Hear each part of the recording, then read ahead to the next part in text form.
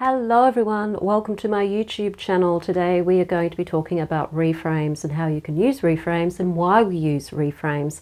And I use them in my tapping as well. And you can use them without tapping. I do find them more effective with tapping, though, I have to be honest. So I'm going to talk about those today and what they are. Before we do though, my name is Sandra Inman. I'm the author of Tapping into Abundance, using EFT tapping and the law of attraction to change your mindset and turn your life around. And if you want to do just that, hit the subscribe button and the notification bell so that you don't miss any videos. If you want to work with me one-on-one, I do offer a free half-hour clarity session to help get you clear about what it is that you would like to work with me on, so that you can go away then understanding what your situation is. And if you do want to work with me one-on-one, then we can talk about that during that session. So there's a link in the description field below this video for how you can book that free clarity session. I also have a free masterclass called How to Heal Your Shadow Through Balancing Your Energy Centers. That is a 40-50 minute video that shows you how your inner beliefs, your shadow self, is basically running your life in a negative way, and how combining the healing of that with the chakras, that at each chakra level there's beliefs about yourself and the world that aren't helping you.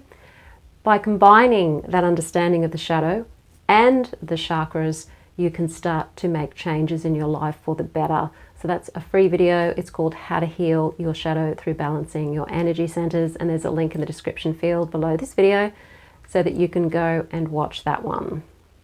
So reframes, you've probably heard about them a lot. They are similar to affirmations, but they're in direct response to a negative belief. So rather than trying to hit the negative belief with its direct opposite, you're kind of trying to make new suggestions to your subconscious mind that things may not be what you think they are.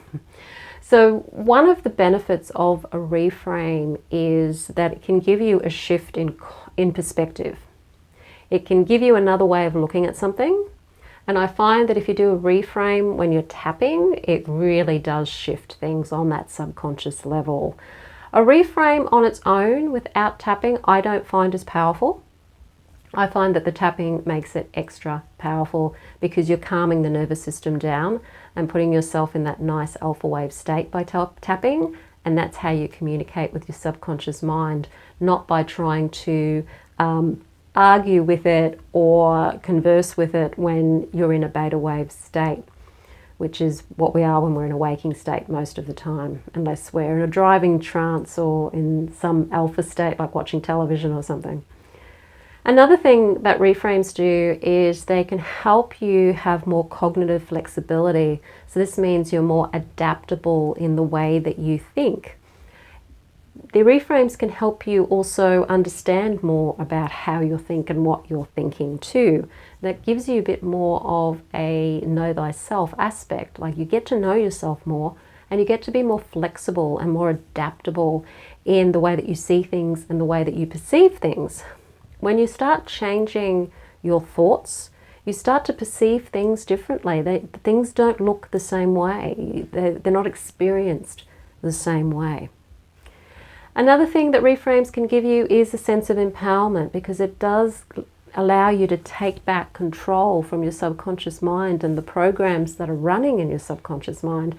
Take back that control and try to reprogram yourself so that you're not being a victim of your own mind, and you can start to become empowered by finding what those beliefs are and changing them.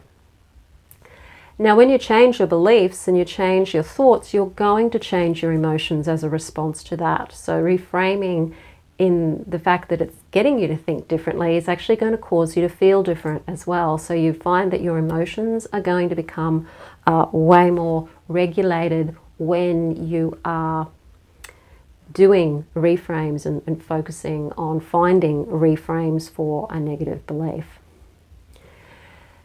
And as a consequence of the change of thoughts, the change of emotion, you'll also find that there'll be a change in behavior as a result too. And behavior has consequences. So if you're changing your behavior to fit a belief you want to have, a more positive, more helpful belief for you, your behavior is going to change and become more to your benefit as well. So your thoughts influence your emotions, which influence your behavior. So it sort of trickles down. So you'll have that change of behavior.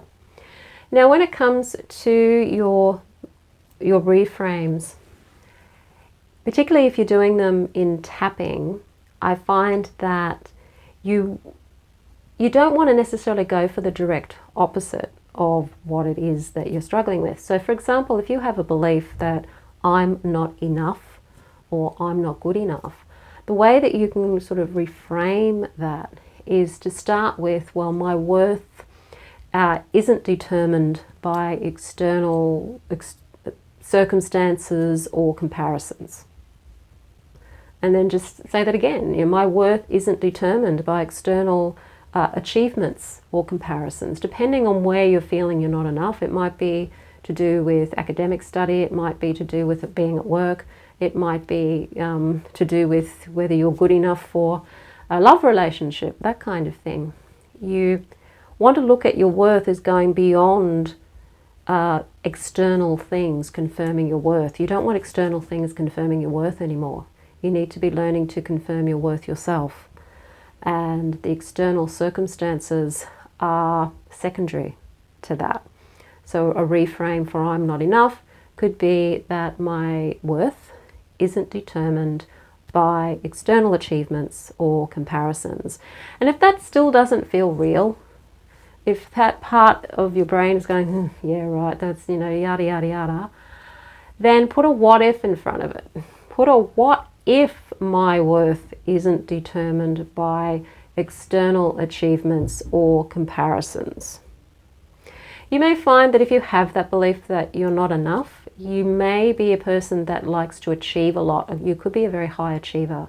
You may have a zillion degrees in this, that, and the other. And you may find that if you're really doing this inner work properly, that the whole reason you've wanted all these achievements and got all these achievements is because you're trying to impress a family member, like a parent, or both parents even. You may have had a situation where you were competing against a sibling. They probably were an older sibling. And maybe they got all of the praise and everything and you didn't. And so you feel that in order to be enough, good enough, you have to have all of the achievements. And the more achievements you have, the more you're going to be able to say, hey, look at me, I'm enough now. Am I enough? I've achieved this, that, and the other degree. Am I enough yet? And of course, you'll never be enough in your imagination or in your mind because you haven't healed that part of you that assumed way back in your childhood that because you weren't getting the praise your sibling was getting, you weren't enough. And so you've got to change that. So what if my worth isn't determined by external achievements or comparisons? What if I'm enough just as I am? Put the what if in front of it. It'll work much better. And if you're tapping, it'll work even better.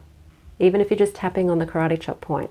What if my worth isn't determined by external achievements or comparisons?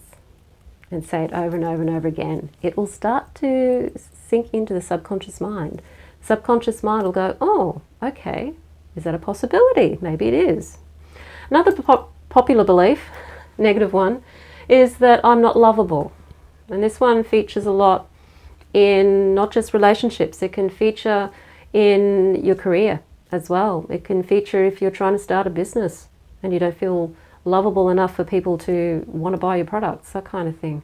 So the lovable belief can be changed by, well, what if I am worthy of love and acceptance just as I am, flaws and all?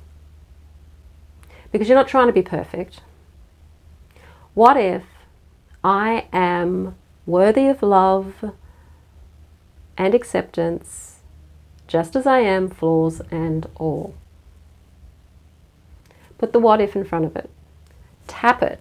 What if I am worthy of love and acceptance just as I am, flaws and all?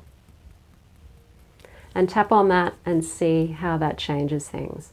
So try your reframes, do the reframes, but tap while you're doing them, put the what if in front of them, and see how you go, because I find they've helped me tremendously.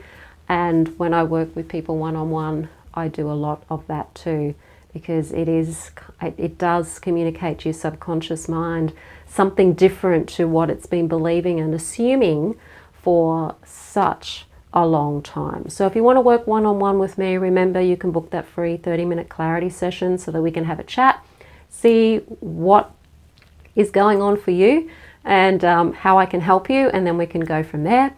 Or if you'd like to work on your own, I have a course called the Wheels of Empowerment. So this is a course that uses tapping and chakra work to address beliefs, limiting beliefs at each chakra level that are keeping you stuck, and from being who you truly are and finding that meaning in life and being who you truly are in life, living your purpose.